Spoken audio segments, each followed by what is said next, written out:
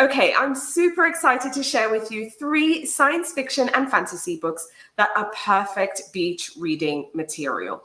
I had so much fun with these and I can't wait. So let's just jump into it.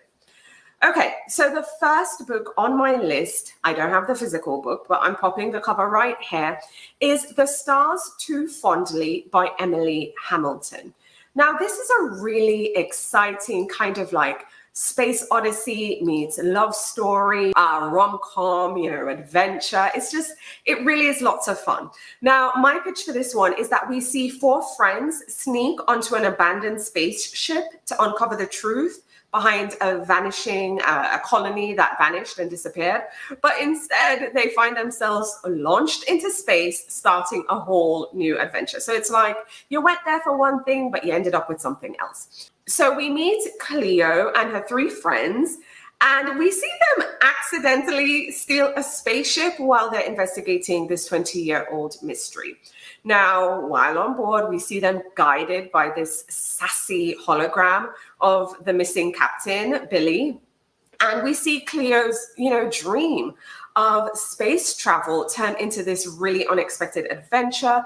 We see, twist after twist, old secrets, new bonds being formed, and just honestly lots of fun. I think this is a really exciting book. So if you're interested in a fun space odyssey, sapphic rom-com, adventure novel, I think this book is for you. It explores dark matter, alternative worlds and dimensions, and just the transformative power of love. So I highly recommend The Stars Too Fondly by Emily Hamilton. Book 3 on my list is also perfect if you're interested in, space travel, adventure, throw in a little academia in there, possibly end of the world kind of vibes. Then I highly recommend The Stardust Grail by Yumi Kitasai. So good. And I had so much fun chatting with Yumi as well. So I'm going to pop a link here to our chat. It was really fun, really insightful.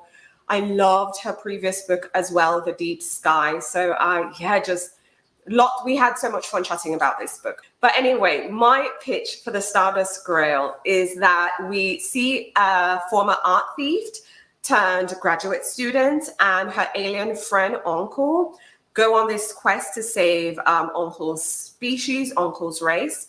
But we also see some betrayal in there. There's a possibility to threaten humanity's future and just a whole bunch of things. So anyway, we meet Maya. Maya is the former art thief. She turns, what do you call it now? She's now a graduate student. She's interning at Princeton. And while there, she finds like this notebook that can help Uncle finding the Grail. Now, she had a bad experience before because she had a heist go really, really bad. But when she finds this notebook, she decides, okay, I'm back in. And she joins Uncle on what I consider to be this thrilling quest across galaxies to try to find this Grail. However, they're also being chased by Earth's military. There are also other academic folks out there after them as well. And we also see like an ethical dilemma now because this Grail it has benefits and it's important to Earth, but also to Uncle and saving his people and his race. And I think it's also like really thought-provoking. Again, it's just, very fun adventure, high stakes action in there as well, but also thought-provoking themes and characters. These characters in this book are just so beautifully written. They're very, richly developed and just, there's something to it, something really to it. But yeah, I hope you read The Stardust Grail by Yumi Kitasai. Okay, the third book on my list is also a book I absolutely loved. Again, I want to tell you all, run, don't walk, okay? And get The Bright Sword by Lev Grossman. Run, don't walk. Now, I will admit, it's a chunky book. Okay, it's chunky. However, it is so worth it. Okay, I'll probably build muscles lifting this one. But anyway, The Bright Sword. This is perfect for fans of King Arthur. So if you love the King Arthur myth, you know, just behind that whole story, I think this is perfect. If you're not a King Arthur fan, but you're intrigued, I'm like still telling you to run, don't walk, get this book, because I think it does a better job, quite honestly, at, you know, providing a wonderful retelling. And doing a retelling of something so beloved is a really tough job, but I think this book does it well. This is the first book in the Magician's trilogy. So this is book one of what will be, you know, a trilogy. So keep an eye out. But anyway, my pitch, my elevator pitch for this one is that a young knight and a group of unlikely allies embark on a quest to rebuild Camelot and restore balance to a Britain that was fractured by King Arthur's death, right? So y'all know King Arthur, Knights of the Round Table, yada, yada, yada. So we see a young knight, right, who dreams of becoming a Knight of the Round Table, goes to Camelot, and upon arriving there, he discovers the place is like a ghost town. It's almost deserted after King Arthur, and also most of his knights have died in battle. So we see, you know, Colum like, man, you know, this sucks. However, we see him alongside the remaining knights. We also see a sorceress in the midst as well, embark on a quest to find a successor to King Arthur. Now, we see them going on this journey, kind of like, you know, this fellowship kind of vibes. And while there, we see them face rivals. We see them navigating this post-Arthurian Britain, you know, dark forces, evil things. But I will stick a pin and say, again, I think this is one of the best retellings I've read in a while. It's just a really fresh take on an Arthurian legend. I think it does a great job because we get more, what's the word? We get more depth with the characters. I mean, even characters that I would say, you know, like lesser known characters, it really puts these stories at the center.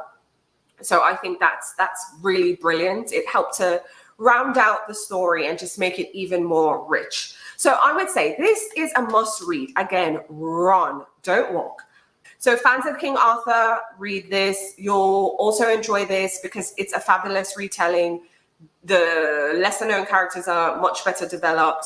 And it's just more inclusive, and it gives us more to chew on just, you know, a very legendary tale. So anyways, you can't say I didn't tell you. Run, don't walk, and get The Bright Sword by Lev Grossman. Alrighty, friends, so there you have it. 3 science fiction and fantasy books worth adding to your reading list that are also perfect beach reading material.